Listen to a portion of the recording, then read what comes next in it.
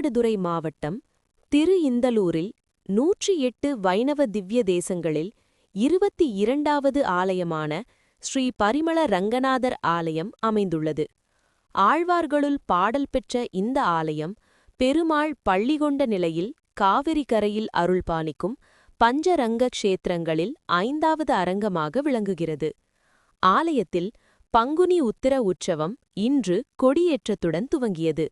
இதனை முன்னிட்டு பெருமாள் சர்வ அலங்காரத்துடன் கொடிமரத்துக்கு எதிரே உள்ள 4 கால் மண்டபத்திற்கு எழுந்தருளினார். தொடர்ந்து பெருமாளுக்கும் கொடிமரத்திற்கும் சிறப்பு அபிஷேக ஆராதனைகள் செய்யப்பட்டது. அதனை அடுத்து வேதியர்கள் மந்திரம் முழங்க மங்கள வாத்தியத்துடன் கொடிமரத்தில் கருடக்கொடி ஏற்றப்பட்டது. விழாவின் முக்கிய நிகழ்ச்சியாக 27ஆம் தேதி கருட சேவையும், 30ஆம் தேதி திருக்கல்யாண உற்சவம், 1ஆம் தேதி திருத்தேர் உற்சவம் நிகழ்ச்சியும் நடைபெறவுள்ளது.